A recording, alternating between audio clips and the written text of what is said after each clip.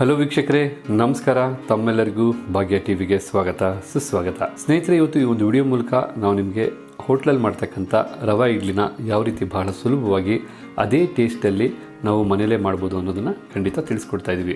ನಮಗೆ ಭಾಳಷ್ಟು ಜನ ರಿಕ್ವೆಸ್ಟ್ ಮಾಡಿದರು ಹೋಟ್ಲಲ್ಲಿ ಮಾಡ್ತಕ್ಕಂಥ ರವೆ ಇಡ್ಲಿ ರೆಸಿಪಿನ ದಯವಿಟ್ಟು ತೋರಿಸಿ ಅಂತೇಳಿ. ಅವರೆಲ್ಲರ ರಿಕ್ವೆಸ್ಟ್ ಮೇರೆಗೆ ಇವತ್ತು ರವಾ ಇಡ್ಲಿ ಯಾವ ರೀತಿ ಮಾಡೋದು ಅಂತ ನೋಡ್ಕೊಳ್ಳೋಣ. ಹಾಗಿದ್ರೆ ಈ ವಿಡಿಯೋ ಶುರು ಆಗೋದಕ್ಕೆ ಮೊದಲು ನೀವಿನ್ನೂ ನಮ್ಮ ಚಾನಲ್ನ ಸಬ್ಸ್ಕ್ರೈಬ್ ಮಾಡಿಲ್ಲ ಅಂದರೆ ಸಬ್ಸ್ಕ್ರೈಬ್ ಮಾಡ್ಕೊಳ್ಳಿ. ಹಾಗೆ ಪಕ್ಕದಲ್ಲೇ ಮೂಡ್ತಕ್ಕಂಥ ಬೆಲ್ ಐಕನ್ನ ಪ್ರೆಸ್ ಮಾಡಿಕೊಡಿ. ಇದ್ರ ಮೂಲಕ ನಾವು ಮಾಡ್ತಕ್ಕಂಥ ಪ್ರತಿಯೊಂದು ವಿಡಿಯೋದ ರೆಸಿಪಿನೂ ನೀವೇ ಮೊದಲು ಪಡಿಬೋದು. ಈಗ ರವಾ ಇಡ್ಲಿ ಮಾಡೋದಕ್ಕೆ ಬೇಕಾದಂಥ ಪದಾರ್ಥಗಳನ್ನ ನೋಟ್ ಮಾಡ್ಕೊಳ್ಳೋಣ. ನಾವಿಲ್ಲಿ ಮೀಡಿಯಮ್ ರವೆ ಅಥವಾ ಬಾಂಬೆ ರವೆ ಅಂತಲೂ ಹೇಳ್ತಾರೆ. 2 ಬೌಲ್ನಷ್ಟು ತೊಗೊಂಡಿದ್ದೀವಿ.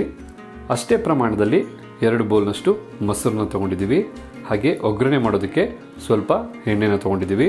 ಕೊತ್ತಂಬರಿ ಸೊಪ್ಪು 2 ಟೇಬಲ್ ಸ್ಪೂನ್ ಆಗೋಷ್ಟು, 3 ಟೇಬಲ್ ಸ್ಪೂನ್ ಆಗೋಷ್ಟು ಕ್ಯಾರೆಟ್ನ ತುರಿದಿಟ್ಕೊಂಡಿದ್ದೀವಿ. 1 ಟೇಬಲ್ ಸ್ಪೂನ್ ಆಗೋಷ್ಟು ಕರಿಬೇವಿನ ಸೊಪ್ಪು, 2 ಟೇಬಲ್ ಸ್ಪೂನ್ ಆಗೋಷ್ಟು ಕಾಯಿ ತುರಿ, 5 ರಿಂದ 6 ಹಸಿ ಮೆಣಸಿನಕಾಯಿಗಳು, ಹಾಗೆ 1 ಟೀ ಸ್ಪೂನಷ್ಟು ಜೀರಿಗೆ, 1 ಟೀ ಸ್ಪೂನಷ್ಟು ಸಾಸಿವೆ, 1 ಟೇಬಲ್ ಸ್ಪೂನಷ್ಟು ಕಡಲೆಬೇಳೆ, 1 ಟೇಬಲ್ ಸ್ಪೂನಷ್ಟು ಉದ್ದಿನಬೇಳೆ, ಹಾಗೆ ರುಚಿಗೆ ತಕ್ಕಷ್ಟು ಉಪ್ಪು ಮತ್ತು ಅಡುಗೆ ಸೋಡಾ ಚಿಟಿಕೆಯಷ್ಟು. ಇದಿಷ್ಟು ರವಾ ಇಡ್ಲಿ ಮಾಡೋದಕ್ಕೆ ಬೇಕಾದಂಥ ಪದಾರ್ಥಗಳು. ಹಾಗಿದ್ರೆ ಮತ್ತೆ ಆಗ್ತಡ, ಬನ್ನಿ ಈ ಒಂದು ಪದಾರ್ಥಗಳನ್ನೆಲ್ಲ ಉಪಯೋಗಿಸಿ ಯಾವ ರೀತಿ ಹೋಟ್ಲಲ್ಲಿ ಮಾಡ್ತಕ್ಕಂಥ ಪರ್ಫೆಕ್ಟ್ ರವಾ ಇಡ್ಲಿನ ನಿಮ್ಮ ಮನೆಯಲ್ಲೇ ಮಾಡ್ಬೋದು ಅಂತ ಈಗ ನೋಡೋಣ. ಓಕೆ ವೀಕ್ಷಕರೇ, ಈಗ ರವಾ ಇಡ್ಲಿ ಮಾಡೋದಕ್ಕೆ ಬೇಕಾದಂಥ ಒಗ್ಗರಣೆ ಮಾಡೋದಕ್ಕೋಸ್ಕರ ನಾವು ಸ್ಟವ್ ಮೇಲೆ ಒಂದು ಬಾಣಲಿ ಇಟ್ಟು ಸ್ಟವ್ ಹಚ್ಕೊಂಡು ಬಾಣಲಿ ಸ್ವಲ್ಪ ಬಿಸಿ ಆಗೋಕ್ಕೋಸ್ಕರ ಬಿಟ್ಟಿದ್ದೀವಿ. ಈಗ ಬಾಣಲಿ ಸ್ವಲ್ಪ ಬಿಸಿ ಆಗಬೇಕು. ಬಿಸಿ ಆದ ನಂತರ ನಾವು ಇದಕ್ಕೆ ಎಣ್ಣೆನ ಹಾಕ್ಕೋಬೇಕಾಗತ್ತೆ. ಈಗ ಬಾಣಲಿ ಬಿಸಿಯಾಗಿದೆ. ಬಿಸಿಯಾದಂಥ ಬಾಣಲಿಗೆ ನಾವು ಒಗ್ಗರಣೆ ಮಾಡೋದಕ್ಕೋಸ್ಕರ ಎಣ್ಣೆನ ಹಾಕ್ಕೊಳ್ತಾ ಇದ್ದೀವಿ. ಓಕೆ, ಈಗ ಎಣ್ಣೆ ಎಲ್ಲ ಚೆನ್ನಾಗಿ ಕಾದಿದೆ. ಈಗ ನಾವು ಸಾಸಿವೆನ ಹಾಕ್ಕೊಳ್ಳೋಣ. ಸಾಸಿವೆ ಸ್ವಲ್ಪ ಸಿಡಿಬೇಕು. ಈಗ ಸಾಸಿವೆ ಸಿಡಿತಿದೆ. ಈಗ ಇದಕ್ಕೆ ಜೀರಿಗೆನ ಆ್ಯಡ್ ಮಾಡ್ತಾಯಿದ್ದೀವಿ. ಕಡಲೆಬೇಳೆ,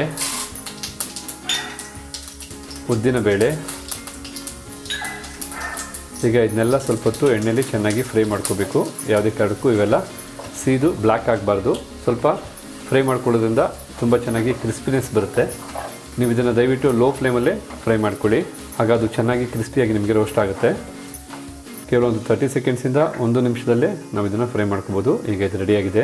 ಈಗ ನಾವು ಇದಕ್ಕೆ ಸಣ್ಣದಾಗಿ ಕಟ್ ಮಾಡಿ ಇಟ್ಕೊಂಡಿರ್ತಕ್ಕಂಥ ಕರಿಬೇವಿನ ಸೊಪ್ಪನ್ನು ಆ್ಯಡ್ ಮಾಡ್ತಾಯಿದ್ದೀವಿ.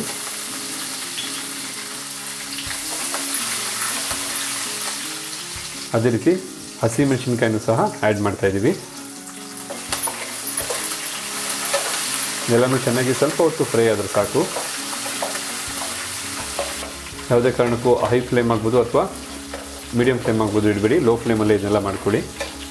ಈಗ ಇದಕ್ಕೆ ನಾವೇನು 2 ಬೌಲ್ ರವೆ ತೊಗೊಂಡಿದ್ದೀವಿ, ರವೆನ ಆ್ಯಡ್ ಮಾಡ್ತಾಯಿದ್ದೀವಿ.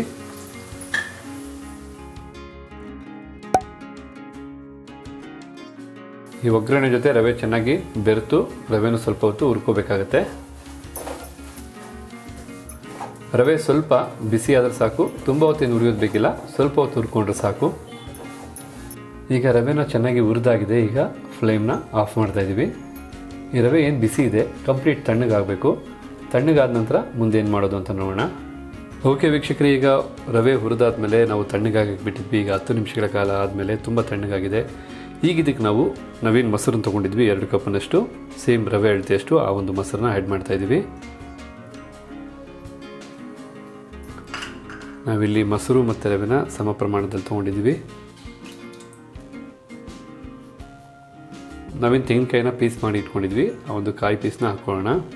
ಈಗ ಇದಕ್ಕೆ ಹಾಗೆ ಕ್ಯಾರೆಟ್ನೇನು ತುರಿದಿಟ್ಕೊಂಡಿದ್ವಿ, ಆ ಕ್ಯಾರೆಟ್ನೂ ಸಹ ಸೇರಿಸೋಣ. ಹಾಗೆ ಕೊತ್ತಂಬರಿ ಸೊಪ್ಪು, ಜೊತೆಗೆ ರುಚಿಗೆ ತಕ್ಕಷ್ಟು ಉಪ್ಪು. ನಿಮ್ಮ ಇಚ್ಛಾನುಸಾರ ಉಪ್ಪು ಹಾಕ್ಕೋಬೋದು. ಈಗ ಇದನ್ನೆಲ್ಲ ಚೆನ್ನಾಗಿ ಮಿಕ್ಸ್ ಮಾಡ್ಕೋಬೇಕಾಗತ್ತೆ.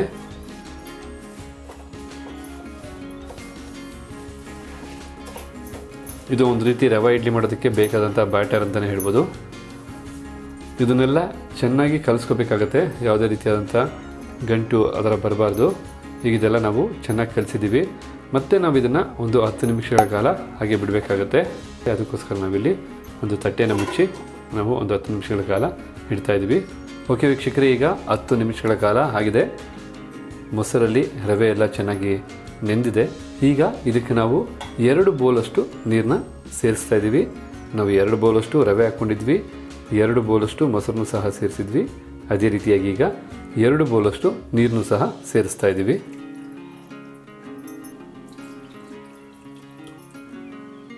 ಈಗ ಇದನ್ನೆಲ್ಲ ಚೆನ್ನಾಗಿ ಮಿಕ್ಸ್ ಮಾಡ್ಕೋಬೇಕು, ಚೆನ್ನಾಗಿ ಕಲಿಸ್ಕೋಬೇಕಾಗತ್ತೆ.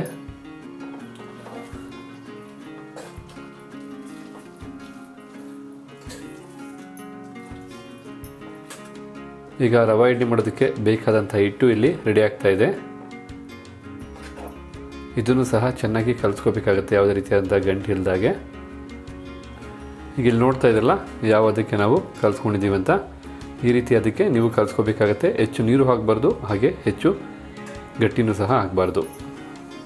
ಓಕೆ ವೀಕ್ಷಕರೇ, ಈಗ ಕೊನೆಯದಾಗಿ ನಾವು ಸೋಡಾನ ಆ್ಯಡ್ ಮಾಡಬೇಕಾಗತ್ತೆ. ಈ ಸೋಡಾನ ಆ್ಯಡ್ ಮಾಡೋದಕ್ಕೂ ಮೊದಲು ನಾನು ನಿಮಗೆ ಒಂದು ವಿಚಾರ ಏನು ಹೇಳಬೇಕಂದ್ರೆ, ನೀವು ಈ ಒಂದು ಹಿಟ್ಟಿಂದ ಯಾವಾಗ ಬೇಕಾದ್ರೂ ರವೆ ಇಡ್ಲಿ ಮಾಡ್ಕೋಬೋದು. ಬೇಕಾದ್ರೆ ಇದನ್ನು ಈಗ ಅರ್ಧ ಉಪಯೋಗಿಸಿ ಫ್ರಿಜ್ಜಲ್ಲಿ ಹಿಟ್ಟನ್ನು ಎತ್ತಿಟ್ಟು ಮತ್ತೆ ಬೇಕಾದ್ರೂ ಉಪಯೋಗಿಸ್ಬೋದು. ಆದರೆ ಯಾವುದೇ ಕಾರಣಕ್ಕೂ ನೀವು ಫ್ರಿಜ್ಜಲ್ಲಿ ಇಡೋದಾದರೆ ಅಥವಾ ನಾಳೆ ಹಾಕೋದಾದರೆ ಖಂಡಿತ ಸೋಡಾನ ಆ್ಯಡ್ ಮಾಡಿಬಿಡಿ. ನೀವು ಯಾವಾಗ ಇಡ್ಲಿ ಹಾಕೋತೀರಾ ಆವಾಗ ಸೋಡಾನ ಆ್ಯಡ್ ಮಾಡಬೇಕಾಗತ್ತೆ. ನಾವು ಇದಕ್ಕೆ ಸೋಡಾನ ಆ್ಯಡ್ ಮಾಡ್ತಾಯಿದ್ದೀವಿ. ಆ್ಯಡ್ ಮಾಡಿಬಿಟ್ಟು ಮತ್ತೊಮ್ಮೆ ಚೆನ್ನಾಗಿ ಮಿಕ್ಸ್ ಮಾಡಿಕೊಂಡು ಒಂದು 5 ನಿಮಿಷಗಳ ಕಾಲ ಹಾಗೆ ಬಿಟ್ಟು ಒಂದು 5 ನಿಮಿಷದ ನಂತರ ನೀವು ಇಡ್ಲಿನ ಹಾಕೋಬೇಕಾಗತ್ತೆ. ಈ ಸೋಡಾನ ಹಾಕೋದ್ರಿಂದ ನಿಮಗೆ ರವೆ ಇಡ್ಲಿ ತುಂಬ ಚೆನ್ನಾಗಿ ಬರುತ್ತೆ, ಸ್ಪಾಂಜಿಯಾಗಿ ಬರುತ್ತೆ, ತುಂಬ ಮೃದುವಾಗಿ ಬರುತ್ತೆ. ಸೋಡಾ ಖಂಡಿತ ಅವಶ್ಯಕತೆ ಹಾಗಂತ ಹೆಚ್ಚು ಹಾಕೋಕ್ಕೆ ಹೋಗಬೇಡಿ. ರವೆ ಇಡ್ಲಿ ಮಾಡೋದಕ್ಕೆ ಬೇಕಾದಂಥ ಸಂಪಣ ಅಥವಾ ಹಿಟ್ಟು ಕಂಪ್ಲೀಟಾಗಿ ರೆಡಿಯಾಗಿದೆ. ಈಗ ನಾವು ಒಂದು ಇಡ್ಲಿ ಪಾತ್ರೆಯಲ್ಲಿ ನೀರನ್ನು ಇಟ್ಟು ನೀರನ್ನು ಬಿಸಿ ಮಾಡ್ಕೋಬೇಕಾಗತ್ತೆ. ಆ ಟೈಮ್ವರೆಗೂ ಸೋಡಾ ಚೆನ್ನಾಗಿ ಸೆಟ್ ಆಗಿರುತ್ತೆ. ಇದರಲ್ಲಿ ನಾವೀಗ ಒಂದು ಪಾತ್ರೆ ಇಟ್ಟು ನೀರನ್ನ ಬಿಸಿ ಮಾಡ್ಕೊಳ್ಳೋಕೆ ಇಡೋಣ. ಈಗ ನಾವು ಇಡ್ಲಿ ಮಾಡ್ತಕ್ಕಂಥ ಪಾತ್ರೆಯಲ್ಲಿ ನೀರು ಹಾಕಿ ನೀರು ಬಿಸಿಯಾಗೋಸ್ಕರ ಇಟ್ಟಿದ್ದೀವಿ. ನೀರು ಚೆನ್ನಾಗಿ ಬಿಸಿಯಾಗಿ ಕುದಿಬೇಕು. ಈ ಒಂದು ಸಂದರ್ಭದಲ್ಲಿ ರವೆ ಇಡ್ಲಿ ಹಿಟ್ಟು ಏನು ರೆಡಿ ಇದೆ ಅದನ್ನು ನಾವು ತಟ್ಟೆಗಳಿಗೆ ಹಾಕೋಣ. ಈಗ ಓಕೆ, ಒಂದು ಕಡೆ ಪಾತ್ರೆಯಲ್ಲಿ ನೀರು ಬಿಸಿ ಆಗ್ತದೆ. ಈ ಒಂದು ಸಂದರ್ಭದಲ್ಲಿ ನಾವು ಇಡ್ಲಿ ಹಾಕ್ತಕ್ಕಂಥ ಒಂದು ತಟ್ಟೆಗೆ ಎಣ್ಣೆನ ಸವರ್ಕೊಳ್ತಾ ಇದ್ದೀವಿ. ಈ ರೀತಿ ಎಣ್ಣೆನ ಸವರ್ಕೊಳ್ಳೋದ್ರಿಂದ ನಿಮಗೆ ಇಡ್ಲಿ ತೆಗಿಬೇಕಾದ್ರೆ ತುಂಬ ಸುಲಭ ಆಗುತ್ತೆ. ಓಕೆ ವೀಕ್ಷಕರಿಗೆ, ಎಲ್ಲ ಕಡೆ ಎಣ್ಣೆ ಸವರಾಯಿತು. ಈಗ ಇದಕ್ಕೆ ನಾವು ಹಿಟ್ಟನ್ನು ಹಾಕೋದಕ್ಕೂ ಮೊದಲು ನಾವೊಂದೊಂದು ಗೋಡಂಬಿನ ಈ ರೀತಿ ಇಡ್ತಾ ಇದ್ದೀವಿ.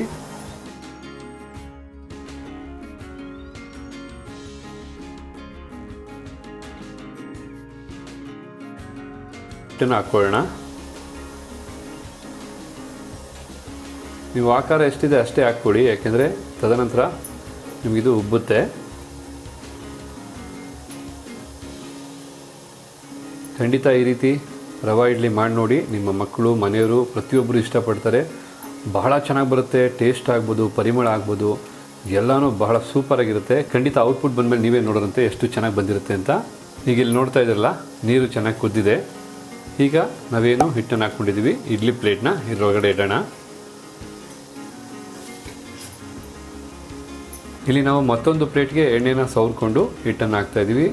ನಾವು ಇದಕ್ಕೆ ಸ್ವಲ್ಪ ಡಿಫ್ರೆಂಟಾಗಿ ಟೊಮೊಟೊನ ಇಡ್ತಾಯಿದ್ದೀವಿ. ಈ ರೀತಿ ಟೊಮೊಟೊನ ಕಟ್ ಮಾಡಿಕೊಂಡು ಇಡ್ತಾಯಿದ್ದೀವಿ. ರವೆ ಇಡ್ಲಿಗೆ ಇದು ಒಳ್ಳೆ ಒಂದು ಅಂದ ಕೊಡುತ್ತೆ, ಅಷ್ಟೇ ಅಲ್ಲ ರುಚಿನೂ ಕೊಡುತ್ತೆ. ಫ್ಲೇವರು ಸ್ವಲ್ಪ ಡಿಫ್ರೆಂಟಾಗಿರುತ್ತೆ. ಈಗ ಇದಕ್ಕೆ ನಾವು ಸ್ವಲ್ಪ ಕೊತ್ತಂಬರಿ ಸೊಪ್ಪನ್ನ ಉದುರಿಸ್ಕೊಳ್ತಾ ಇದ್ದೀವಿ. ಖಂಡಿತ ತುಂಬ ಚೆನ್ನಾಗಿರುತ್ತೆ ನೋಡೋದಕ್ಕೆ ಬೆಂದ ನಂತರ. ಈಗ ನಾವು ಇದಕ್ಕೆಲ್ಲ ಹಿಟ್ಟಿಂದ ಫಿಲ್ ಮಾಡೋಣ. ಈಗ ಇದಕ್ಕೆ ಮೇಲ್ಗಡೆ ನಾವು ಗೋಡಂಬಿನ ಹಾಕ್ಕೊಳ್ತಾ ಇದ್ದೀವಿ. ಓಕೆ ವೀಕ್ಷಕರೇ, ಈಗ 2ನೇ ತಟ್ಟೆನೂ ಸಹ ರೆಡಿಯಾಗಿದೆ. ಬನ್ನಿ ಇದನ್ನು ಸಹ ನಾವೀಗ ಪಾತ್ರೆಯಲ್ಲಿ ಇಡೋಣ.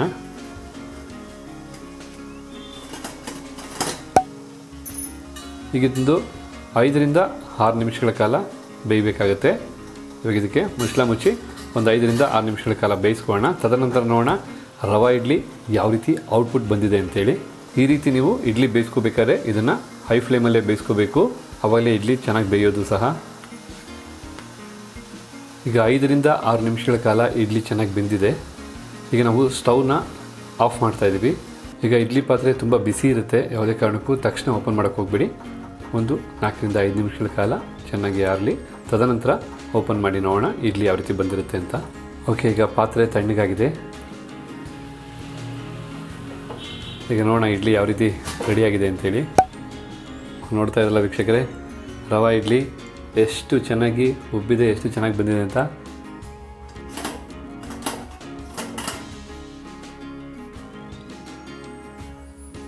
ಈಗ ಇದನ್ನು ನಾವು ಓಪನ್ ಮಾಡಿ ಒಂದು ತಟ್ಟೆಗೆ ಹಾಕೋಣ ಎಲ್ಲ ಇಡ್ಲಿಗಳನ್ನ.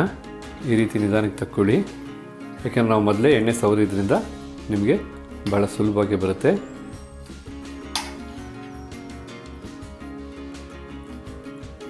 ನೋಡಿದ್ರಲ್ಲ, ಒಂದು ಚೂರು ಅಂಟಿಲ್ಲ, ನೀಟಾಗಿ ಬಂದಿದೆ.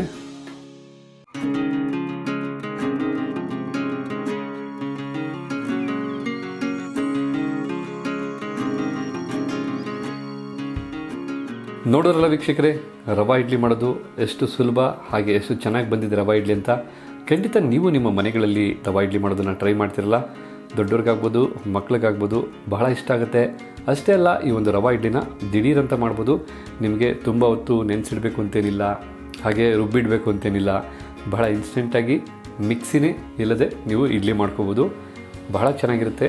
ಒಮ್ಮೆ ಟ್ರೈ ಮಾಡಿ ನೋಡಿ, ಖಂಡಿತ ನಿಮಗೆ ಇಷ್ಟ ಆಗೇ ಆಗುತ್ತೆ.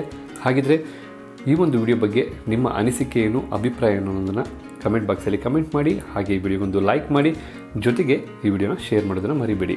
ಮತ್ತಷ್ಟು ಹೊಸ ರೆಸಿಪಿಗಳ ಜೊತೆ ಸದಾಕಾಲ ನಿಮ್ಮ ಮುಂದೆ ಇರುತ್ತೆ ಭಾಗ್ಯ ಟಿವಿ ಅಂತ ಹೇಳ್ತಾ ತಮ್ಮೆಲ್ಲರಿಗೂ ಧನ್ಯವಾದನ ಅರ್ಪಿಸ್ತಾ ಇದ್ದೀನಿ. ಮತ್ತೊಂದು ಹೊಸ ವಿಡಿಯೋದಲ್ಲಿ ನಿಮ್ಮನ್ನು ಭೇಟಿ ಮಾಡ್ತೀನಿ.